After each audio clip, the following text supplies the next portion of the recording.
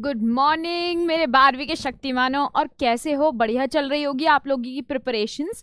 तो बहुत सारे बच्चों के हमारे पास कमेंट्स आए रिगार्डिंग ये कि उनको वाइवा क्वेश्चंस की भी रिक्वायरमेंट है, और मैंने ऑलरेडी बायो के सारे प्रैक्टिकल्स के ऊपर वीडियो बनाई है बच्चों आप लोगों के लिए, ताकि आप अपने एग्जाम्स में बहुत अच्छा स्कोर कर सको, अच्छे मार्क्स ला सको। साथ में मैं आपके लिए ये लास्ट वीडियो प्रैक्टिकल्स रिगार्डिंग आपके वाइवा की बना देती हूँ, ताकि आपके प्रैक्टिकल्स बहुत अच्छे जाएं और आपके आउट ऑफ 30 मार्क्स आए। ठीक है, तो मेरी बेस्ट विशेस आप लोग के साथ हैं। और हम ये वीडियो आज कवर करेंगे जिसमें हम अपने 20 क्वेश्चंस में आपको वो बताऊंगी जो आपके एग्जाम पेपर में आने के, आपके वाइवा क्वेश्चंस में आने के सबसे ज़्यादा चांसेस होते हैं, या जो मोस्टली पूछे जाते हैं। ठीक है बच्चों, तो चलो हम क्लास स्टार्ट करते हैं। हमारे साथ कौन कौन है? मोहम्मद परवेज, MK सिंह। तो जो बच्चे हमारे साथ हैं और आज वो हमारे साथ ये सेशन ले रहे हैं, वो प्लीज़ मेरे को स्माइलीज जो है कमेंट सेक्शन में भेज देना। Bina Devi ma'am, class 10th का भी प्रैक्टिकल होगा? क्लास 10th का प्रैक्टिकल होता है, लेकिन मैंने क्लास 10th के लिए वीडियोस नहीं बनाई हैं। मैं कोशिश करूँगी, अगर टाइम बचेगा तो बना दूंगी, क्योंकि अब ऑलमोस्ट प्रैक्टिकल्स ख़त्म होने वाले हैं, इसलिए मुझे वर्थ इट नहीं लगा वो। मैम प्रैक्टिकल कब से हैं? प्रैक्टिकल तो बच्चों आपके स्कूल में पता होगा कि आपके कब से प्रैक्टिकल्स हैं, क्योंकि यूजुअली जो प्रैक्टिकल का टाइमिंग है वो आपको दिया गया था कि 2 जनवरी से 14 Feb के बीच में आपके प्रैक्टिकल्स कराए जाएंगे। तो आपके स्कूल वालों ने आपको इन्फॉर्म किया होगा रिगार्डिंग योर प्रैक्टिकल्स, है ना। ऋषित हेलो, सर्वेश धैया हमारे साथ में हैं।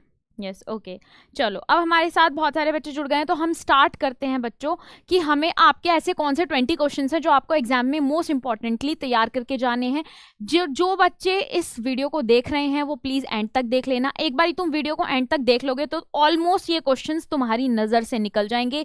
एक बारी इनका आंसर्स तुम्हें क्या हो जाएगा, मेरे मुँह से सुन लोगे तो आंसर्स जो है तुम्हारे माइंड में स्टक कर जाएंगे। ऐसा भी हो सकता है कि एग्जाम पेपर में जब तुम बैठो तो तुम्हें शायद अपनी निकिता मैम की एक कोई लाइन याद आ जाए, जिसकी वजह से आपका आंसर सही हो जाए। ठीक है, चलो अब हम स्टार्ट करते हैं आपके क्वेश्चन नंबर 1 से, जो कि है how many pollen tube produces पर पॉलन। तो आपका पॉलन जर्मिनेशन का एक जो है एक्सपेरिमेंट है, मैंने कराया भी है, लिंक डिस्क्रिप्शन में है, वहां से देख लेना। तो सबसे पहले मैं बात कर लूँ तो जो आपका पॉलन ग्रेन है उसमें कितनी पॉलन ट्यूब एक पर पॉलन से बनना पॉसिबल है, वो क्या होता है? 1 2 3, मतलब 1 से लेकर के 3 पॉलन ट्यूब तक ही बच्चों पॉसिबल है। सेकंड क्वेश्चन की मैं बात कर लूँ तो what is the shape of a pollen grain, है ना। तो पॉलन ग्रेन की शेप कैसी होती है? तो the round, oval, triangular, disc और बीन शेप्ड।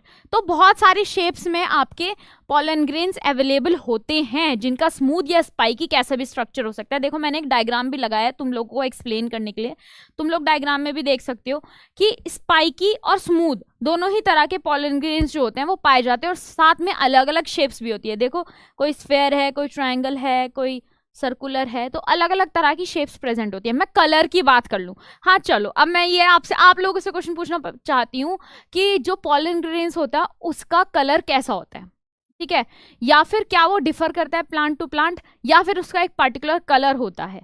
ठीक है, तो जो बच्चे हमारे साथ हैं वो रिप्लाई कर दो please.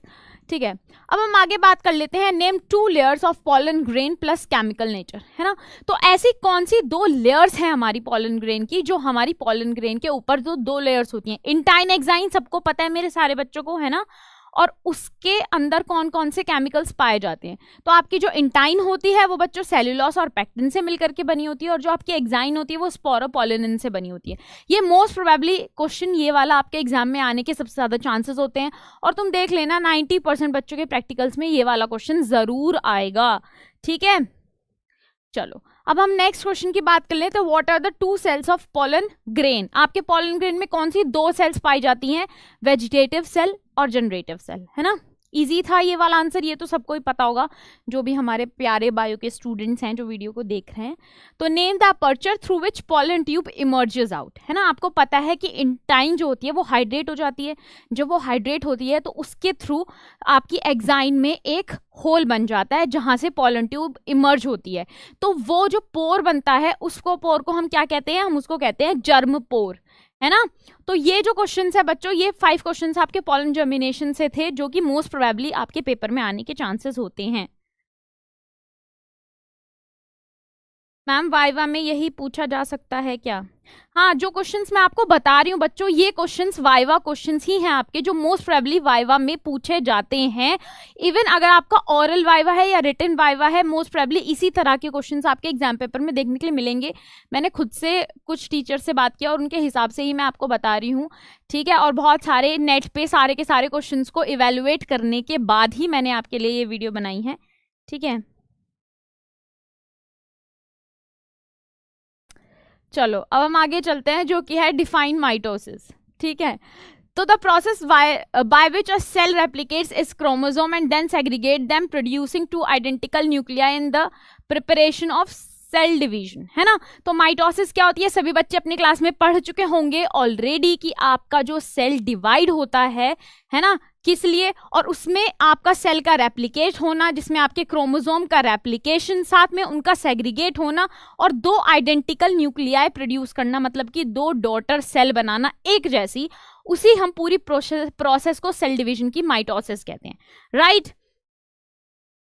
Okay, why is mitosis called a somatic cell division? तो माइटोसिस को सोमैटिक सेल डिवीजन क्यों कहते हैं? क्योंकि माइटोसिस आपके सोमैटिक सेल्स में होता है। और सोमैटिक सेल्स कौन से होते हैं? सोमैटिक सेल्स बच्चों हमारे सारे बॉडी सेल्स होते हैं। चलो तुम्हें एक चीज बताती हूँ, सोमा मतलब पता क्या होता है? देखो, जो सोमा है ना, सोमा मतलब होता है आपका बॉडी, ठीक है। सोमा मतलब बॉडी और सोमैटिक सेल्स मतलब बॉडी की सारी सेल्स एक्सेप्ट जर्म सेल्स। तो आपकी जो रिप्रोडक्टिव सेल्स होती हैं उनके अलावा आपके शरीर में जितनी भी सेल्स पाई जाती हैं बच्चों, वो सारी ही सोमैटिक सेल्स होती हैं, जो कि आपकी बॉन सेल्स, कनेक्टिव टिश्यू की सेल्स हो गई, पूरी आपकी बॉडी की सेल्स क्या होती हैं? हमारी सोमैटिक सेल्स होती हैं, ठीक। आइसोलेशन ऑफ डीएनए बता दीजिए मैम। मोहम्मद शाह, मैंने आइसोलेशन ऑफ डीएनए को छोड़कर बाकी सारे प्रैक्टिकल्स बनाए हैं। उसका रीजन ये ही है कि आपका जो डीएनए आइसोलेशन है वो आपके पेपर में नहीं आता है, प्रैक्टिकल्स में परफॉर्म करने के लिए नहीं आता है, ना ही आएगा, क्योंकि उसके लिए 1 डे से ज़्यादा रिक्वायरमेंट होती है, साथ में सेंट्रिफिकेशन जैसी टेक्निक्स की रिक्वायरमेंट होती है, जिसकी वजह से डीएनए आपका परफॉर्म करने के लिए नहीं आता है। इसीलिए आपको वो प्रिपरेशन के लिए प्रिपेयर करने के जाने की रिक्वायरमेंट नहीं है, ठीक है। क्लियर हो गई मेरी बात?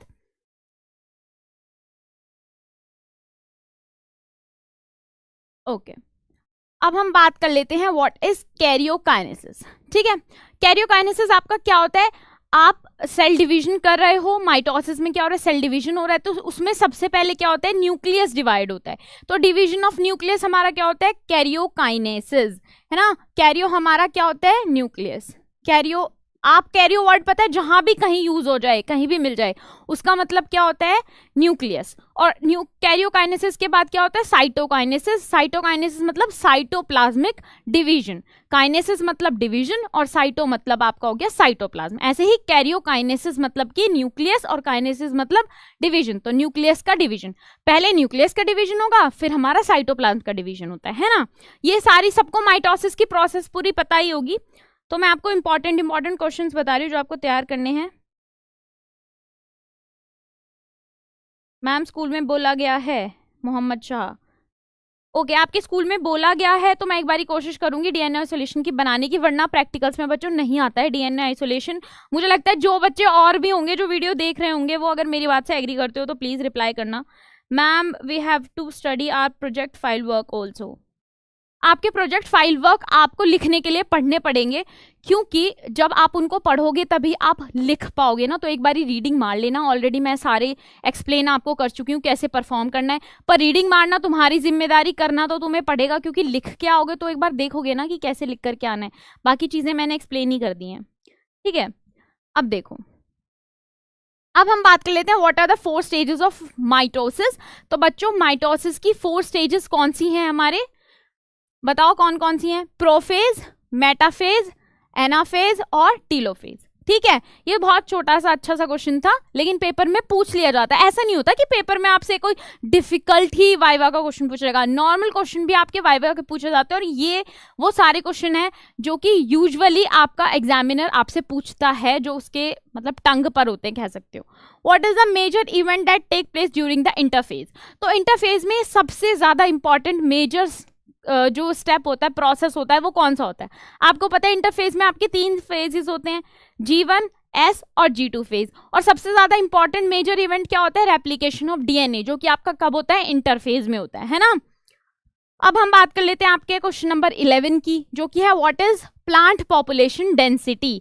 तो अगर आपके क्वेश्चन पेपर में आपके एग्जाम में पूछा जाता है कि आपकी प्लांट पॉपुलेशन डेंसिटी क्या होती है, तो आपके number of individuals present per unit ground area, है ना, तो वो आपकी क्या होती है?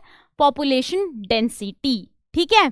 What is your plant population frequency, तो क्वाड्रेट से करोगे, पूरा क्वाड्रेट का मैंने बहुत अच्छे से एक्सप्लेन किया है, उसमें प्लांट फ्रीक्वेंसी भी एक्सप्लेन किया है, प्लांट डेंसिटी भी एक्सप्लेन किया है, बहुत अच्छे से एक्सप्लेन किया है। जाकर के लिंक डिस्क्रिप्शन में है, वो वाली वीडियो देख लेना, एक बार देख के जाओगे, यूं कर लोगे क्वाड्रेट वाला एक्सपेरिमेंट। ठीक है। तो number of times a plant species is present in a given number of quadrat of a particular size. तो हम इसमें क्या करते हैं? हम क्वाड्रेट हम क्या करते हैं? इक्वल नंबर के क्वाड्रेट्स बनाते हैं। तो हम ये चेक करते हैं कि कितने नंबर ऑफ क्वाड्रेट्स में वो पर्टिकुलर स्पेसी प्रेजेंट है। तो इसमें हम नंबर ऑफ क्वाड्रेट्स काउंट करते हैं, है ना। तो वो हमारी क्या होती है? Plant population frequency. ठीक है। ओके, यहाँ तक सबको सब कुछ क्लियर है? जिन बच्चों को क्लियर है वो प्लीज मेरे को स्माइली भेज देना। ठीक है, I am waiting for your smileys. Okay, isolation करवा दीजिए। तो मतलब आइसोलेशन के लिए डिमांड है। चलो ठीक है, अब तुम लोग इतना कह रहे हो तो मैं आइसोलेशन पे वीडियो बना दूंगी। ठीक, नेक्स्ट वीडियो मैं आइसोलेशन पे बना देती हूँ।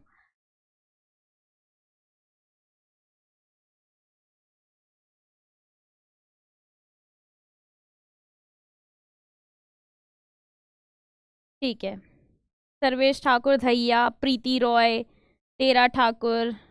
ओके, अब देखो बच्चों आगे, अब मैं आपकी आइसोलेशन पे वीडियो बना दूंगी। और कोई किसी को कोई क्वेश्चन है इससे रिगार्डिंग? ठीक है, चलो तुम लोग इतनी बात मान लेती हूँ, तुम लोग मेरे इतने प्यारे से बच्चे हो। ठीक है, करा दूंगी मैं आइसोलेशन। ठीक है। What is quadrat?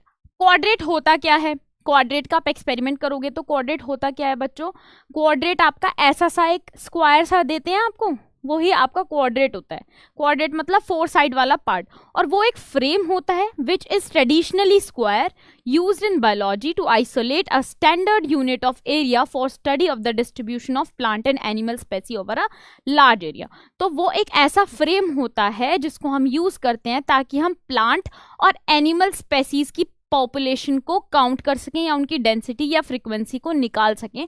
ठीक है। तो हम ओवर अ लार्ज एरिया हम उनकी डिस्ट्रीब्यूशन को क्या कर सकें? कैलकुलेट कर सके, काउंट कर सके। वो ही हमारा जो टूल होता है, जो फ्रेम होता है, उसको हम क्या कहते हैं? क्वाड्रेट कहते हैं। ठीक है। यूनिक थॉट 20th को प्रैक्टिकल है मैम बायो का। हाँ ठीक है, मैं 20th से पहले मैं कल कोशिश करूंगी बच्चों आपके लिए आइसोलेशन की। अगर मैं बनाऊंगी तो मैं कल ही बना दूंगी आपके आइसोलेशन ऑफ डीएनए की वीडियो। ठीक है।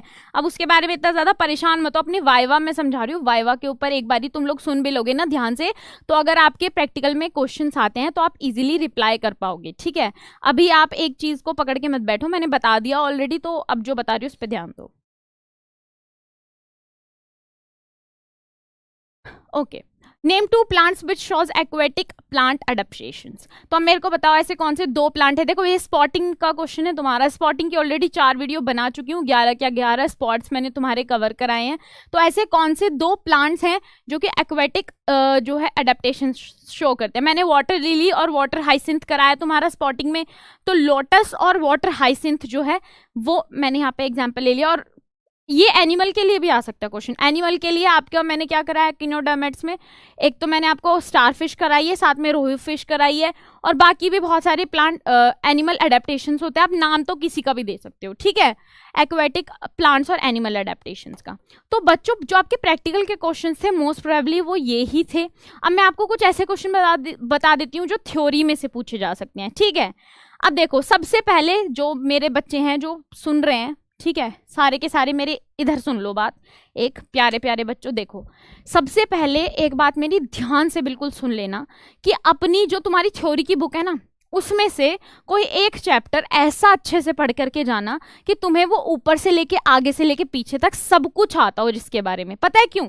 क्योंकि कभी कभी ऐसा होता है कि जो प्रैक्टिकल एग्जामिनर आपसे क्वेश्चन पूछ रहा होता है ना, वो आपको नहीं आते होते, है ना। मोस्ट प्रोबेबली यही क्वेश्चन पूछे जाएंगे।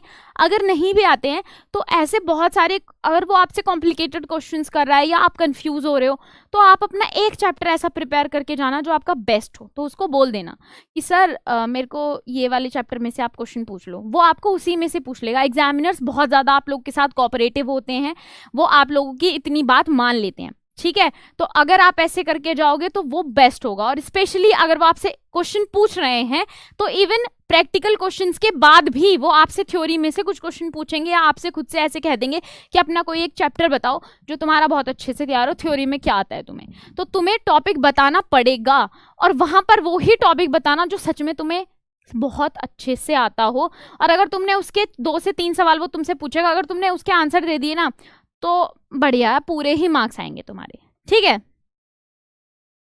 मोहम्मद शाही 3 को प्रैक्टिकल है। हाँ मुझे पता है बच्चों आप लोग के प्रैक्टिकल्स हैं, इसीलिए आप लोग की हेल्प करने के लिए मैं ये वीडियो बना रही हूँ। पर जब तक तुम्हारी निकिता मैम साथ में है तब तक कोई डरने की बात नहीं है। सारे के सारे तुम्हें क्या करना है, सारे के सारे प्रैक्टिकल तुम्हें जा करके चैनल पे से देख लेने हैं, ठीक है, और अपने वाइवा के लिए प्रिपेयर करना है। अब देखो ये ऐसे मोस्ट प्रोबेबली 3-4 क्वेश्चन 5 क्वेश्चन मैंने ऐसे लिए हैं आपकी थ्योरी में से जो मोस्ट प्रोबेबली पूछे जाते हैं, ठीक है, जो आपका टीचर आपसे ज्यादातर पूछ लेगा। पहला है मेंडेलियन लॉ। तो आपके तीनों laws, law of dominance, law of segregation, law of independent assortment, तीनों पढ़ लेना। तो वो मेंडेलियन लॉज के बारे में ज्यादातर क्वेश्चन आते हैं, तीनों पढ़ लेना बच्चों, ठीक है। What are enzymes? एंजाइम्स क्या होते हैं, है ना, सबको पता है एंजाइम्स क्या होते हैं। एंजाइम्स ऐसे कैटलिस्ट होते हैं जो कि हमारे केमिकल रिएक्शन में हेल्प करते हैं, बायो कैटलिस्ट, है ना। तो एंजाइम्स के बारे में थोड़ी सी एक बार देख लेना कि एंजाइम्स होते क्या हैं, प्रोटीनेशियस स्ट्रक्चर, प्रोटीन्स के साथ क्या उनका रोल होता है, किस तरीके से वो सबस्ट्रेट के साथ कंबाइन करके बाय प्रोडक्ट्स बनाते हैं। तो थोड़ा सा एंजाइम के बारे में भी पढ़ लेना। टाइप्स ऑफ प्रोटीन स्ट्रक्चर, तो आपको पता ही है कि प्रोटीन का आपका लास्ट चैप्टर है बायोमोलिक्यूल्स, जिसमें आपका प्रोटीन का स्ट्रक्चर आता है प्राइमरी, सेकेंडरी, टर्चरी और क्वार्टरनरी, है ना। देखो मैंने एक ये भी यूज की है इमेज तुम्हें ये चीज एक्सप्लेन करने के लिए। तो ज्यादातर आपके प्रोटीन के स्ट्रक्चर का क्वेश्चन आता है। एक बारी आप प्रोटीन का स्ट्रक्चर, सिर्फ 4 स्टेप हैं आपके उसमें, वो आप चारों पॉइंट प्राइमरी, सेकेंडरी, टर्चरी और क्वार्टरनरी वो देख लेना, ठीक है। ओके, यहाँ पे आता है स्पर्मेटोजेनेसिस या Abhijit Raj, enhance the rate of reaction, I think. हाँ तो बायो कैटलिस्ट मैंने वर्ड यूज किया ना, catalyst is something which enhance the rate of reaction. Okay okay, Abhijit ने बिल्कुल हमें सही जवाब दिया है।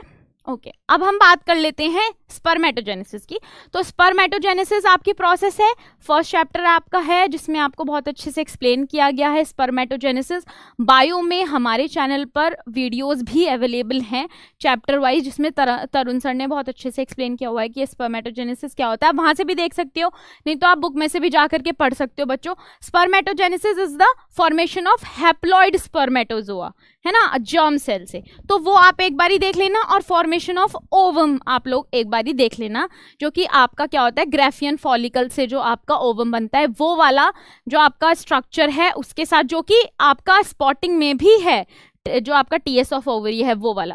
तो वो आपको ये 3-4 क्वेश्चन स्पेशली देख लेने हैं, 5 क्वेश्चन मोस्ट प्रोबेबली ये वो पॉइंट्स है बच्चों जिन पे टीचर सबसे ज्यादा हिट करता है। तो मैंने तुम्हें ऐसा वो बताया जिनके आने के 90% चांसेस होते हैं, 90 to 95% ये क्वेश्चन पे हिट आपका क्वेश्चन करता है जो आपका एग्जामिनर आपसे पूछता है, ठीक है। तो आप लोगों को क्या करना है, ये वाले क्वेश्चन 20 क्वेश्चन जो मैंने बताए हैं ये आपको 101% प्रिपेयर कर करके जाने हैं। ऐसे जो बच्चे हैं मेरे जिन्होंने अभी तक बिल्कुल भी ना तो प्रैक्टिकल की बुक उठाई है, ना ही प्रैक्टिकल्स में गए हैं, ना ही छुट्टी मार लिया अपना बंक पे रहे हैं, ना ही अभी तक प्रैक्टिकल्स में ध्यान दिया है, उन लोगों के लिए स्पेशली कह दूं कि बच्चों मैंने पूरी सीरीज बनाई है, जा करके एक बारी देख लेना। और जैसे कि आप लोगों की रिक्वेस्ट है, डीएनए आइसोलेशन एक रहता है तो उस पर भी बना दूंगी जो बच्चे बोल रहे हैं उनके लिए। लेकिन बाकी आप लोग सारी वीडियोज को बहुत अच्छे से देख लेना, वाइवा के क्वेश्चन कर लेना, बहुत ईजिली आपके मार्क्स आ जाएंगे। देखो एक चीज और बताऊंगी, तुम्हारे ना प्रैक्टिकल में अगर तुमने ये प्रैक्टिकल देख लिया, एक बारी नोटबुक के थ्रू गो थ्रू कर लेना, तो 30 में से 27-28 मार्क्स बहुत इजीली आ जाएंगे अगर तुमने एक आधी मिस्टेक भी की है। वैसे मैं तो ये चाहती हूँ कि तुम्हारे 30 में से 30 ही आए, इसीलिए बहुत अच्छे से ठहराव के साथ वीडियो देखना, पेशेंस के साथ। एक दिन तुम्हें मुश्किल से लगेगा, जिस दिन पेपर हो उस दिन, उससे एक दिन पहले सारी वीडियोस देख लो, एक बारी गो थ्रू कर लो, तुम्हारा प्रैक्टिकल बहुत अच्छा जाएगा, 30 आउट ऑफ 30 इजीली स्कोर कर लोगे। ठीक है मैम, मैनुअल कैसे लिखें? ऋषभ, मैं ये तो तुम्हें नहीं बताऊंगी कैसे लिखें, हाथों से लिखना है पेन का इस्तेमाल करके लिखना है, और साथ में ना स्केच पेन भी यूज कर लेना। ठीक है ओके ओके, डीएनए के लिए भी स्काई की तरफ से भी आया है। ओके ठीक है, स्काई का तो परसों ही प्रैक्टिकल है। ठीक है, तो फिर मैं आपके लिए कल ही प्रैक्टिकल की ये वाली वीडियो बना देती हूँ, क्योंकि डीएनए आइसोलेशन के लिए बहुत ज़्यादा डिमांड है सच में। ठीक है, तो कल मैं आप लोग के लिए वीडियो जो है बच्चों बना दूंगी। आप लोग परेशान मत हो, अगर आप लोग मेरे से कोई बात कहते हो तो ऑफ कोर्स मुझे माननी पड़ेगी। चलो ठीक है, अब हम वीडियो खत्म करते हैं। यहाँ तक अपने दोस्तों के साथ भी अपने वाइवा के क्वेश्चन शेयर कर देना, अच्छे से तैयारी करके चले जाना। ऑल द बेस्ट, और मेरे प्यारे प्यारे बच्चों के पूरे पूरे नंबर आए उसकी भी ज़रूरत है मुझे, मतलब बहुत खुशी होगी जान करके। जिसके पूरे मार्क्स आएंगे, आपकी टीचर्स आपको जैसे अपडेट करती है ना, मेरे को कमेंट सेक्शन में, वीडियो के कमेंट में बता देना, मुझे भी थोड़ी खुशी हो, मैं भी जानूँ मेरे किस किस बच्चे के पूरे मार्क्स आए हैं। तो लाइक, शेयर और सब्सक्राइब ज़रूर कर देना चैनल को। Bye, tata, see you.